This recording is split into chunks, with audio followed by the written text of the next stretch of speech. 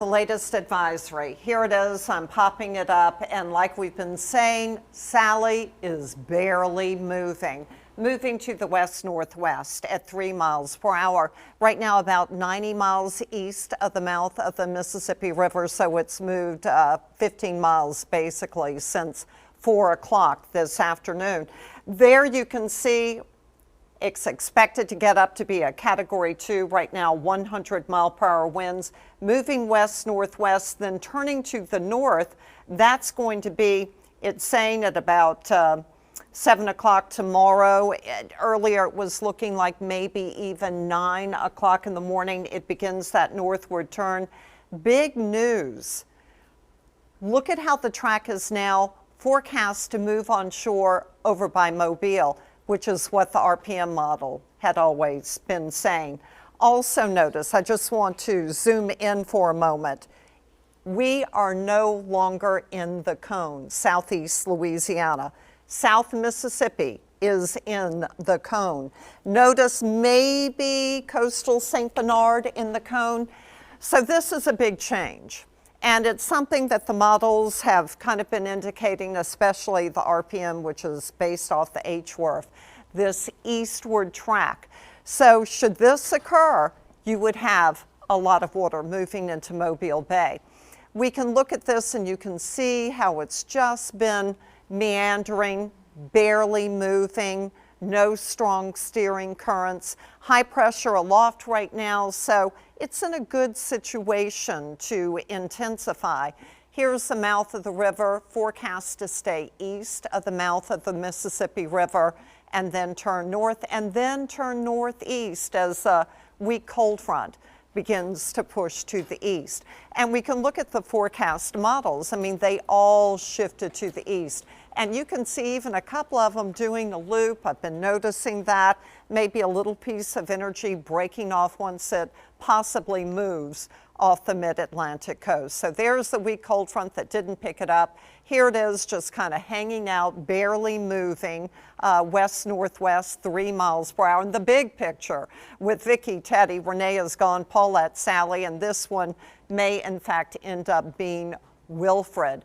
So it's gotten bigger. I mean, it's definitely intensifying. It appears to be growing larger over this warm water. But the situation is when a system stays over the water in the exact location, it causes upwelling. That cooler water comes in from below. And of course, systems depend on warm water. So that's going to act in our favor about 90 miles now east of the mouth of the Mississippi River. Reconnaissance went in. They found that the pressure had dropped down to 986. Sure enough, that's what we're seeing now. Earlier it was 988 millibars. And then we've got that high pressure aloft. You can see right on top of it, so really not dealing with any wind shear. Though earlier I was seeing a bit of dry air moving in. Here is a look at the system with the different rain bands developing, beginning to move on shore, especially in Florida.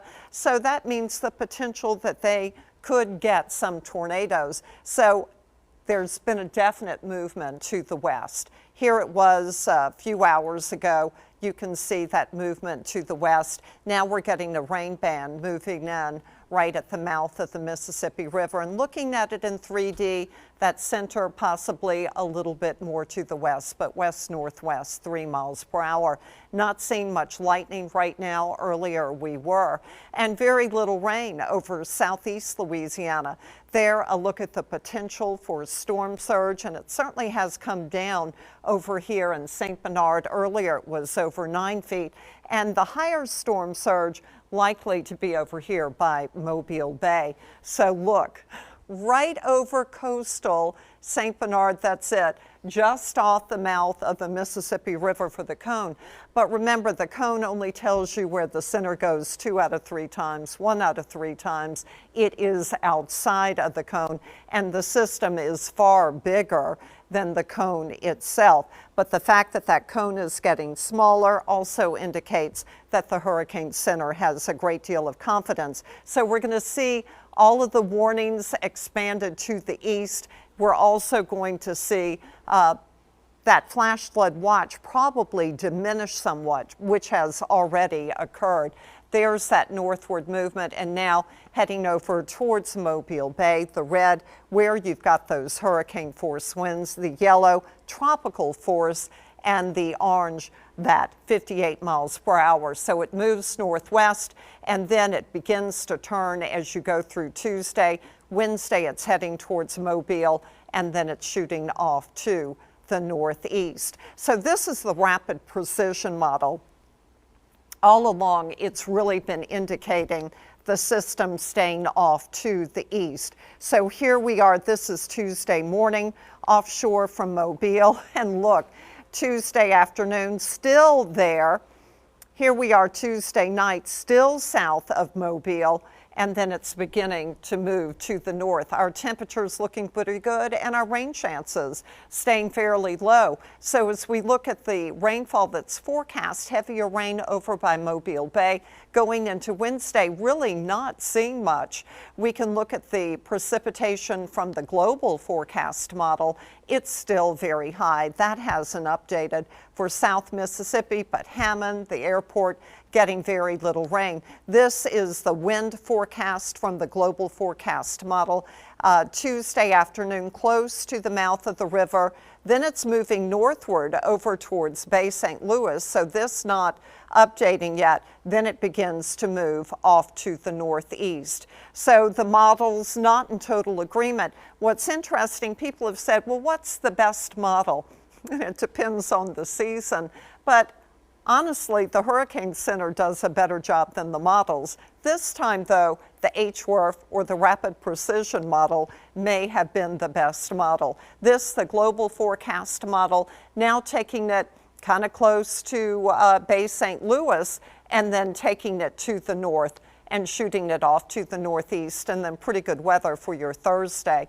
This is a look at the wind forecast right at the mouth of the river for the European model, where it hangs out for some time, and then Wednesday it begins to move to the north and then to the northeast over towards Mobile. And it may be that the Hurricane Center shifted because of that European model and the HWRF model taking it more to the east. We can look at the European model, very little rain now for southeast Louisiana and very little for South Mississippi. Earlier, it really had South Mississippi pounded, and then over by Mobile, it has the heavier rainfall falling. By the end of Wednesday, 5 inches, though, at Biloxi, and it begins to add up, but 1/10 of an inch at the airport, 1/3 of an inch over in Slidell. Meanwhile, you can look at Mobile, very heavy rain, with that heavy rain extending into South Alabama. This is the European forecast, getting very close to the mouth of the river, and then Wednesday morning, still offshore.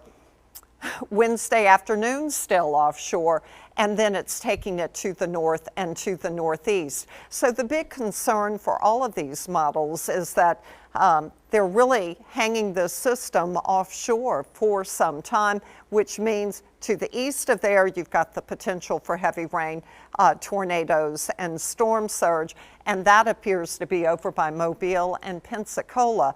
I'm looking forward to finding out the new warnings that they're going to place into effect. But for us overnight, rain chances do begin to go up tomorrow with the wind increasing and low temperatures generally in the upper 70s.